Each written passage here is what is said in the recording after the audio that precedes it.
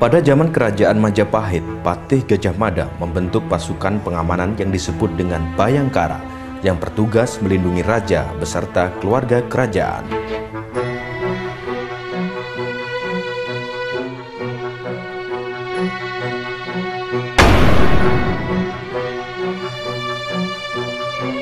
Kepolisian modern Hindia Belanda yang dibentuk antara tahun 1897 hingga 1920 adalah merupakan cikal bakal dari terbentuknya Kepolisian Negara Republik Indonesia saat ini.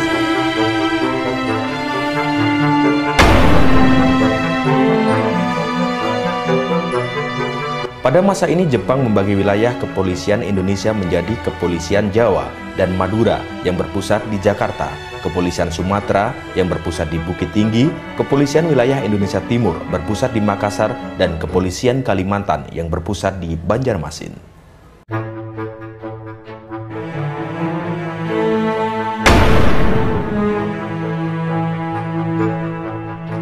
Tidak lama setelah Jepang menyerah tanpa syarat kepada sekutu, pemerintah militer Jepang membubarkan PETA dan Gyugun, sedangkan polisi tetap bertugas seperti sedia kala, termasuk waktu Soekarno-Hatta memproklamasikan kemerdekaan Indonesia pada tanggal 17 Agustus 45. Proklamasi kami, bangsa Indonesia, dengan ini menyatakan kemerdekaan Indonesia. Inspektur kelas 1 atau Letnan 1 Polisi Muhammad Yasin, Komandan Polisi di Surabaya, pada tanggal 21 Agustus 1945 memproklamasikan Pasukan Polisi Republik Indonesia. Sebelumnya pada tanggal 19 Agustus 1945 dibentuk Badan Kepolisian Negara atau BKN oleh Panitia Persiapan Kemerdekaan Indonesia.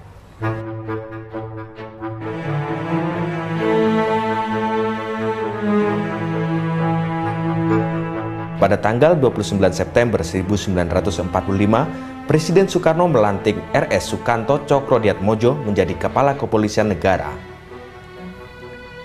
Kemudian mulai tanggal 1 Juli 1946 dengan penetapan pemerintah tahun 1946 nomor 11, Jawatan Kepolisian Negara yang bertanggung jawab langsung kepada Perdana Menteri.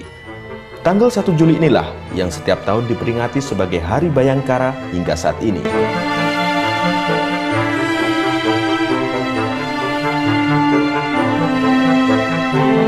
Sebagai bangsa dan negara yang berjuang mempertahankan kemerdekaan, maka Polri di samping bertugas sebagai penegak hukum juga ikut bertempur di seluruh wilayah Republik Indonesia. Polri menyatakan dirinya kombatan yang tidak tunduk pada Konvensi Jenewa. Polisi istimewa diganti menjadi mobil brigade sebagai kesatuan khusus untuk perjuangan bersenjata seperti dikenal dalam pertempuran 10 November di Surabaya, di Front Sumatera Utara, Sumatera Barat, penumpasan pemberontakan PKI di Madiun, dan lain sebagainya. Periode 1950 hingga 1959. Dengan dibentuknya Negara Kesatuan pada 17 Agustus 1950 dan diberlakukannya Undang-Undang Dasar Sementara 1950 yang menganut sistem parlementer, Kepala Kepolisian Negara tetap dijabat RS Sukanto yang bertanggung jawab pada Perdana Menteri atau Presiden.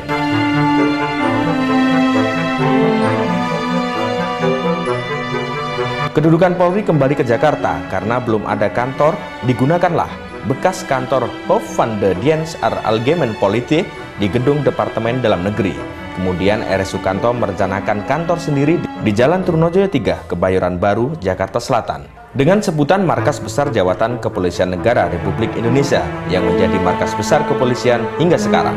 Ketika itu menjadi gedung perkantoran termegah setelah Istana Negara.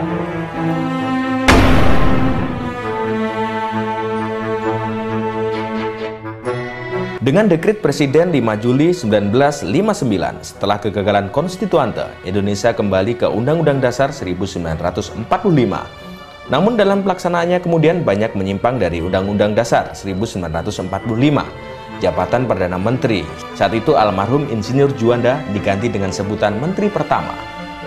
Polri masih tetap di bawah pada Menteri Pertama sampai keluarnya Kepres nomor 153/1959.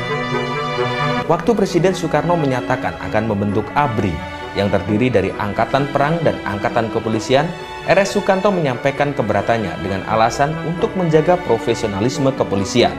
Pada tanggal 15 Desember 1959, RS Sukanto mengundurkan diri setelah menjabat Kapolri atau Menteri Muda Kepolisian.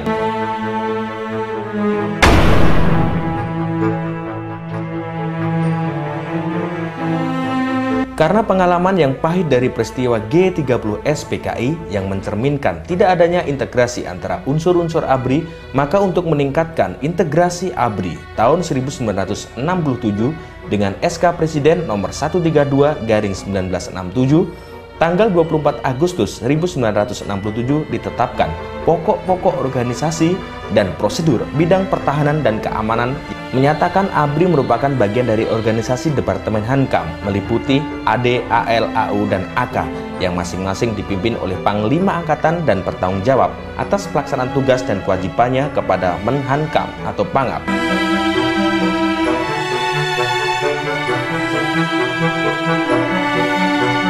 Setelah Soeharto dipilih sebagai presiden pada tahun 1969, jabatan Menhankam atau Pangap berpindah kepada Jenderal M. Panggabean.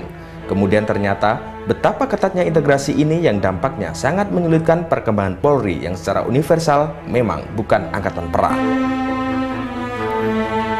Pada tahun 1969, dengan Kepres nomor 52/1969, sebutan Panglima Angkatan Kepolisian diganti kembali sesuai Undang-Undang Nomor 13/1961 menjadi Kepala Kepolisian Negara Republik Indonesia.